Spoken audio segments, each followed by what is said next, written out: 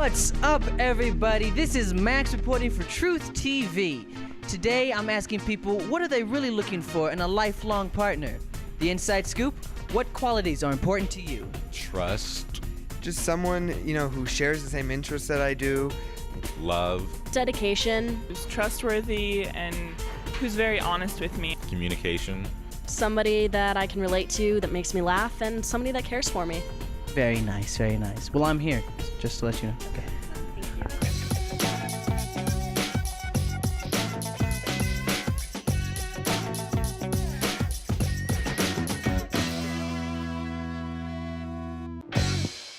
Everyone wants to be in a healthy relationship. It feels good when you are with someone who you trust and respect. It feels even better when that trust and respect is returned. But creating a healthy, balanced relationship takes time. In this video, I'm going to show you how taking a slow approach to love creates a relationship that's fun, respectful, and honest.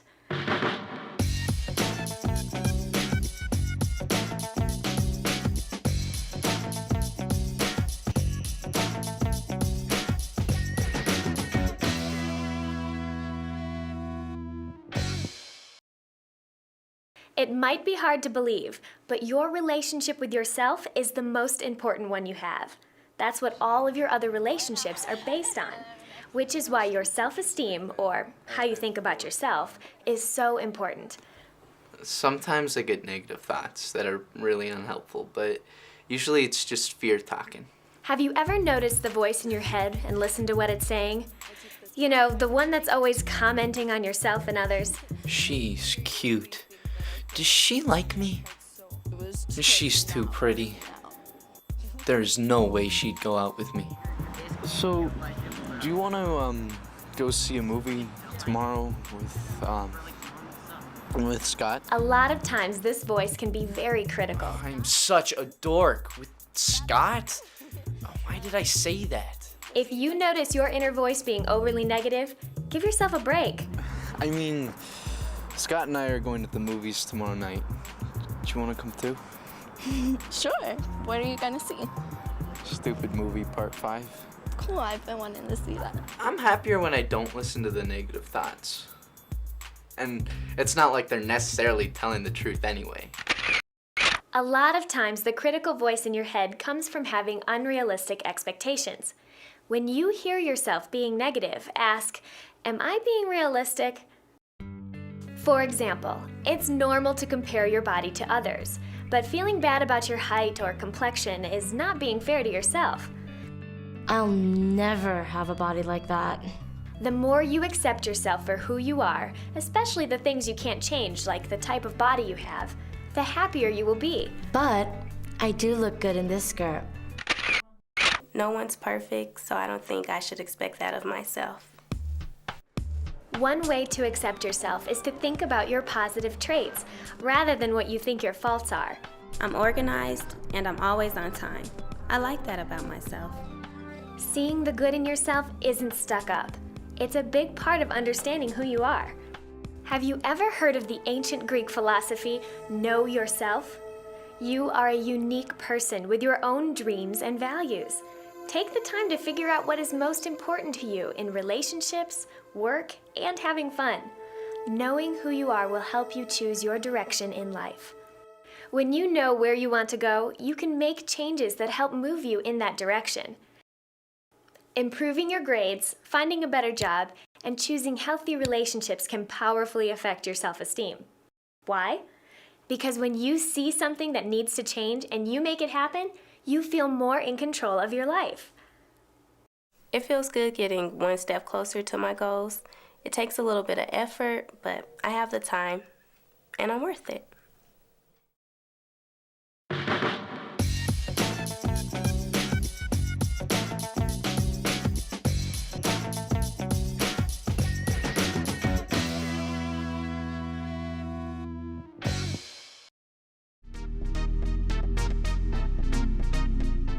Today I'm gonna find out, how long do your relationships usually last? Well, I mean, it depends. Around 3 to 8 months. Few months, maybe. 11 months. I've had one serious boyfriend that lasted about 6 months. It takes a few relationships to learn about love. In fact, most people go through 6 or 7 serious relationships before finally settling down. While healthy, long-term relationships don't happen overnight, they do follow a pattern. The cycle of love starts with the attraction stage, moves on to the connection stage, and then evolves into the trust stage. Let's see what these different stages of love look like, starting with the attraction stage. Mila has been going out with Ricky for a couple of weeks. Both of them are literally high on body chemistry. These chemicals have put them into a state of bliss, which can last for 3 to 6 months or even longer. I feel like I'm floating on air. All I can think about is him. Just looking at her face and body makes me crazy. But even though the attraction is real, Mila isn't going to have sex with Ricky. If this brand new relationship doesn't work out, they can always break up. But if she gets pregnant, they are connected for life. So take things slow and easy. Spend time together having fun. Go out to the movies, a street festival, or just meet somewhere to talk. It's a good way to get to know each other without getting too involved right away. Talk about the stuff that matters, like what your dreams are, what you believe in, and how you feel about work, school, and your future. Having things in common is a good sign at the beginning of a relationship, but it's smart to be a little cautious. I don't want to tell all my secrets yet, because last time, I got burned.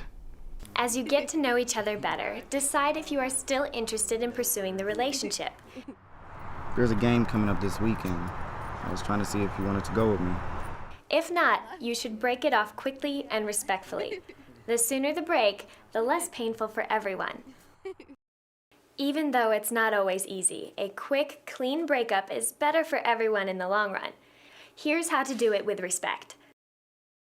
For starters, break up as soon as you realize the relationship isn't working. That way there will be less anger and resentment. Even though it may be uncomfortable, break up in person. Be direct and keep it short and sweet. For example, you could say that you've thought a lot about it and the relationship just isn't right for you. After the breakup, keep your ex-partner's secrets to yourself and don't spread rumors. Leave the situation immediately if your partner becomes verbally or physically abusive. If you have any reason to think that it might be unsafe for you to break up in person, do it over the phone or by email instead of in person. After you have been in the attraction stage for a few months, you will move into the connection stage. This is when your friendship deepens and you really get to know each other. This is also when you find out that the other person isn't perfect. After 6 months, me and Danielle are getting along great. She's smart, she's funny, and she gets along with my family great, and my friends. I was nervous when he met my family, but everything went okay. They really like him. Joshua has been going out with Danielle for 6 months. They are slowly becoming more connected. They have met and like most of each other's family and friends. You can learn a lot about someone when you see how they interact with their family members. If they are respectful of one another, even when there is a problem, that's probably how they will behave in a relationship. It's important to be clear from the beginning that you expect to be treated with respect. So, what did you want to do this weekend, baby? Well, I really want to go to that concert. Why can't you get us tickets? I can't afford to do expensive things all the time. Is there pressure to spend money, have sex, or do drugs when you don't want to? Conflict is normal, but you should never be forced into doing something you don't feel right about. Maybe we can do something else this weekend then. If you find that you are dating someone who doesn't respect what you believe in, it's likely the relationship won't work out. So break up sooner rather than later. If, however, things are going well, trust begins to grow and you move into the next stage of the cycle of love. Hey, how are you? Alisa has been in a relationship with Patrick for about a year. They support each other's dreams of finishing school and becoming independent. Their physical attraction and sense of fun are still there, but their trust and loyalty for each other are growing deeper and stronger. We've had our own big problems, but I think that he and I have always cared enough about each other that we're able to get through it together. So, did you talk to your mom about your stepdad?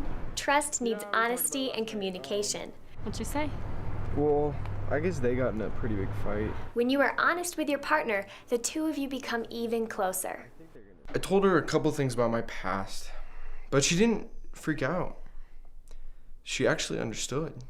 On the other hand, lies and deceit will damage any trust that has been earned and can eventually ruin a relationship. Well, I can count on him. Like when my car broke down, he completely changed his work schedule to help me out. He's great like that. Being able to depend on your partner when you need them also creates trust. Patrick sees Elise's needs as important as his own and vice versa. So the relationship thrives. Let's take it for a test drive. Yeah? Ideally, a healthy relationship balances all three stages of love. The attraction stage, when you talk and have fun together. The connection stage, when you get to know each other's family and friends and respect each other's values. And the trust stage, when being honest and supportive with each other becomes more developed.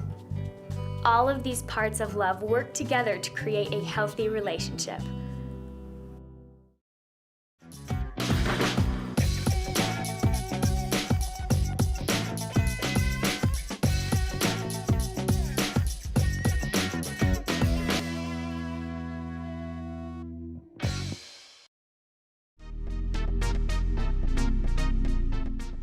This is Max from Truth TV asking when and why do you fight? Something I didn't do, or like I didn't call you last night. Like if you forgot to call me last night. You know, I hang out with some of my other girlfriends.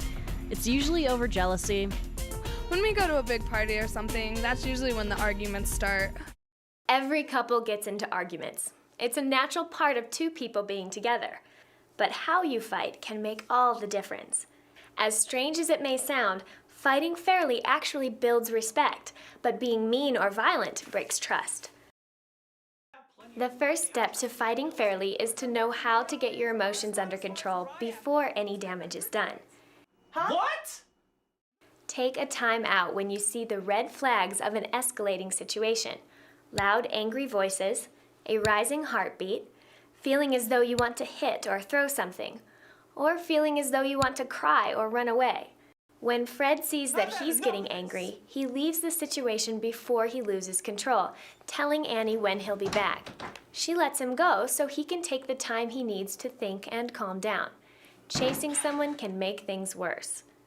Other ways to cool down when your emotions are running high are to take deep, full breaths, exercise or take a walk, write in a journal, pray or meditate, or talk to a friend.